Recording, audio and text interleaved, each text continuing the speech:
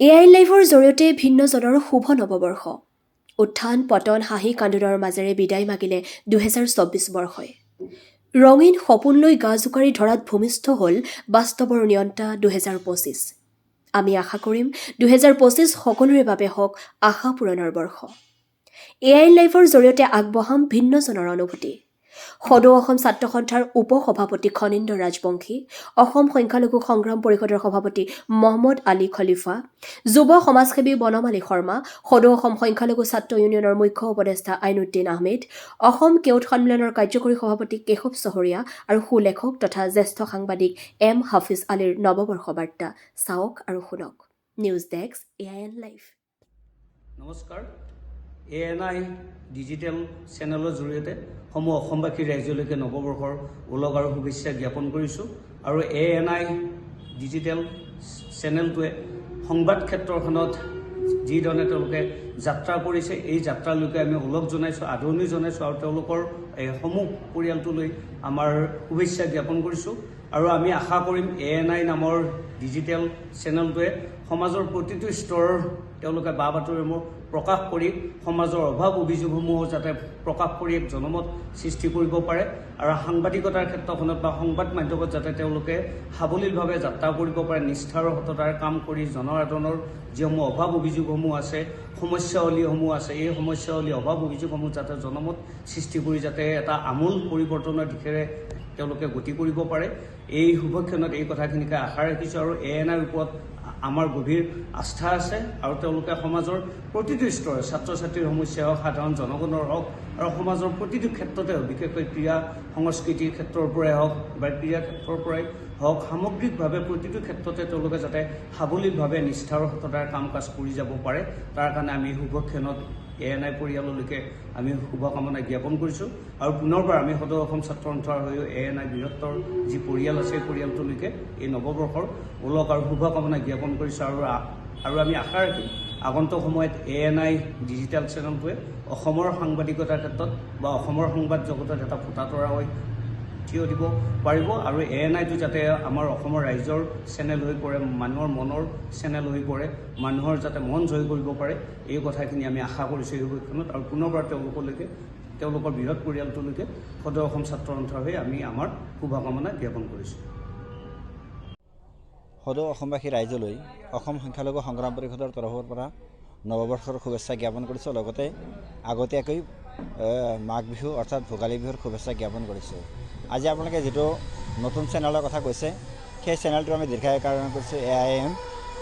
আগন্তুক দিনবিলাকত সত্য আৰু নিষ্ঠা সহকাৰে তেওঁলোকে সত্য বাতৰি পৰিৱেশন কৰক, তাকে আমি কামনা কৰিছোঁ।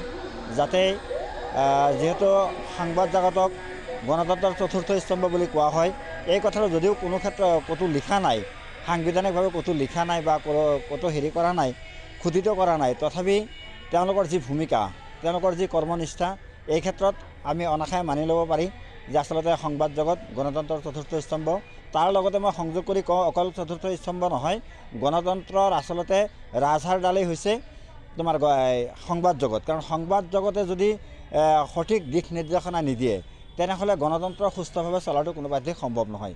গতিকে এই ক্ষেত্ৰত মই ক'ব বিচাৰোঁ যে সংবাদ জগত আচলতে গণতন্ত্ৰৰ ৰাজহাড়, মেৰুদণ্ড। গতিকে গণতন্ত্ৰৰ সেই মেৰুদণ্ড স্বৰূপ সংবাদ জগত আজি নতুনকৈ যিটো AIM অনুষ্ঠান আপোনালোকে আৰম্ভ কৰিছে বা চেনেল আৰম্ভ কৰিছে, সেই চেনেলৰ আমি দীৰ্ঘায়ু কামনা কৰিছোঁ, উত্তৰ কামনা কৰিছোঁ। ধন্যবাদ। নমস্কাৰ।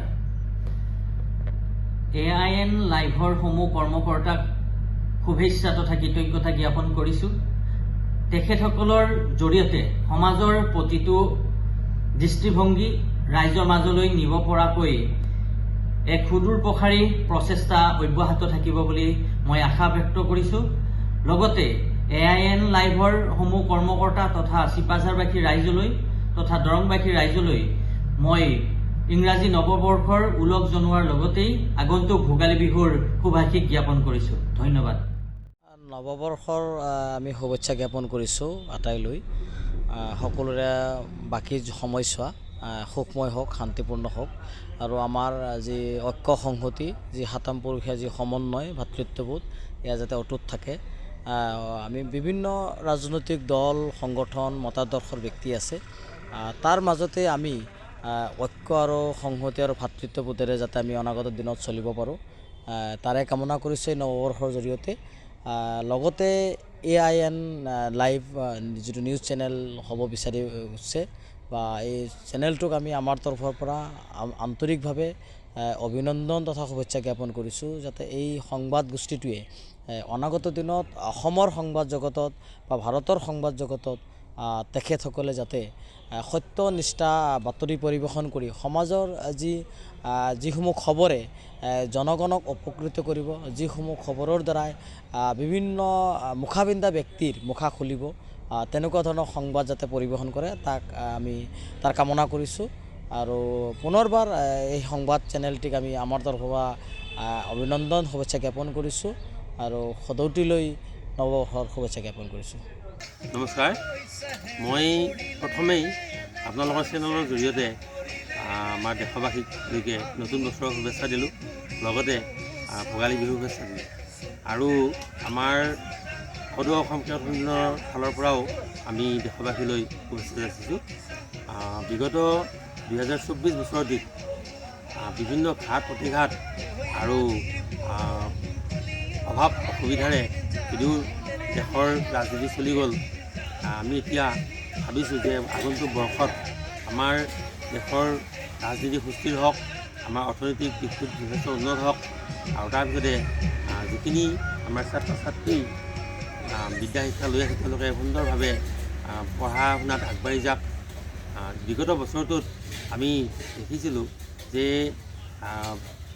বিশেষকৈ মানে অৰ্থনৈতিক দিশটোত আমাৰ অসমীয়া মানুহখিনি যথেষ্ট দুৰ্বল হৈ পৰিছে। বিশেষকৈ আমাৰ অসমীয়া মানুহখিনিয়ে খেতি বাতিত মনোযোগ দিয়া নাই বা সেইধৰণে বজাৰ সমাৰতো মনোযোগ দিয়া নাই। গতিকে বজাৰ আৰু পথাৰ তেওঁলোকৰ হাতৰ পৰা অন্য মানুহৰ হাতলৈ গুচি গৈছে। এই ক্ষেত্ৰত আমাৰ এই বছৰটোত বা আগন্তুক বছৰটোত আমাৰ দেশবাসীয়ে এইটোৰ ওপৰত গুৰুত্ব দিব লাগিব। বিশেষকৈ মানে আমি খেতি বাতিৰে যিটো উপাৰ্জন হ'ব, এই উপাৰ্জনৰ ওপৰত বেছিকৈ গুৰুত্ব দি আমি যাতে স্বাৱলম্বী হ'ব পাৰোঁ। পোনপ্ৰথমতে সকলোলৈকে নৱবৰ্ষৰ ওলগ জনাইছোঁ, শুভেচ্ছা জ্ঞাপন কৰিছোঁ। সকলোৰে ভাল হওক, আগন্তুক দিনত সকলো ভালে থাকক। লগতে AIN লাইভ নামৰ যি নেকি টিভি চেনেল, আমাৰ পৰ্টেল চেনেলটো ওলাইছে, আজি চিপাঝাৰত 2 মাহ হৈ গ'ল। এই 2 মাহত তেওঁলোকে যেনেধৰণে বা বাতৰি সম্প্ৰচাৰ কৰিছে বা বা বাতৰি যোগান ধৰি জনসাধাৰণৰ মাজলৈ লৈ গৈছে, সঁচাকৈ আমি অভিভূত হৈছোঁ। আগন্তুক নৱবৰ্ষৰ দিনত তেওঁলোকে যাতে আগন্তুক দিনবোৰত আৰু দুগুণ এনেধৰণৰ বা বাতৰি সম্প্ৰচাৰ কৰি আমাৰ জনসাধাৰণক মানে সকলো খা খবৰ যোগান ধৰে।